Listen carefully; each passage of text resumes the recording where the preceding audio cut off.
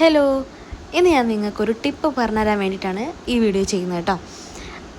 ഈ ടിപ്പെന്ന് പറഞ്ഞിട്ടുണ്ടെങ്കിൽ പണ്ടുള്ളവർക്കൊക്കെ അറിയായിരിക്കും, എന്നാലും അറിയാത്തവരുണ്ടെങ്കിൽ അവർക്ക് വേണ്ടിയിട്ടാണ് കേട്ടോ ഈ വീഡിയോ. നമ്മൾ ഈ മാങ്ങയൊക്കെ പറിച്ച് പഴുപ്പിക്കുന്ന ഒരു രീതിയുണ്ട്. അതായത് നമുക്ക് കേടാവാതെ നമുക്ക് എങ്ങനെ പഴുപ്പിച്ചെടുക്കുക എന്നുള്ളതാണ് ഈ വീഡിയോയിൽ ഞാൻ പറയുന്നത് കേട്ടോ. ആദ്യം നമ്മൾ ചെയ്യേണ്ടത് മാങ്ങ മാവെന്ന് പറിക്കുന്ന സമയത്ത് നിലത്ത് വീഴാതെ ഇതുപോലെ സൂക്ഷിച്ച് പറിക്കാൻ ശ്രദ്ധിക്കുക. നിലത്ത് വീണിട്ടുണ്ടെങ്കിൽ നമുക്കെന്താ കേടാവാൻ ചാൻസ് കൂടുതലാണ്. ആ വീഴുന്ന ഭാഗം പെട്ടെന്ന് കേടായി പോകും. അതുകൊണ്ടാണ് നമ്മൾ സൂക്ഷിച്ച് ഇതുപോലെ പറിച്ചെടുക്കുക കേട്ടോ.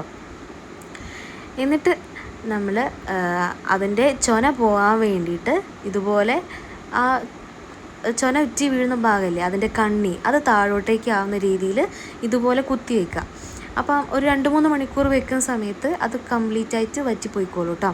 പിന്നെ ബാലൻസ് അതിൻ്റെ മുകളിൽ എന്തെങ്കിലും ഉണ്ടെങ്കിൽ നമ്മളിതുപോലെ തുടച്ച് ക്ലീൻ ആക്കിയിട്ട് എടുക്കുക കേട്ടോ.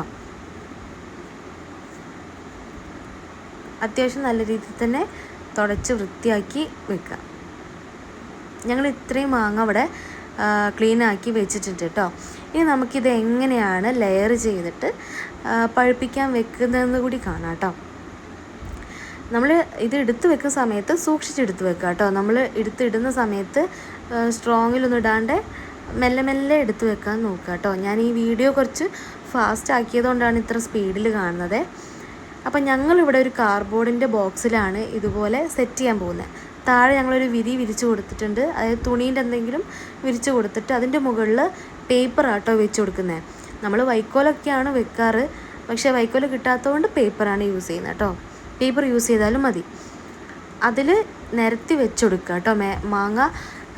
അതും നമ്മൾ നേരത്തെ എങ്ങനെയാണോ ചൊന കളയാൻ വേണ്ടിയിട്ട് വെച്ചത് അതുപോലെ തന്നെ കുത്തി വെച്ച് കൊടുക്കുക. അതിൻ്റെ കണ്ണി താഴോട്ടേക്ക് ആവുന്ന രീതിയിൽ വെച്ച് കൊടുക്കുക.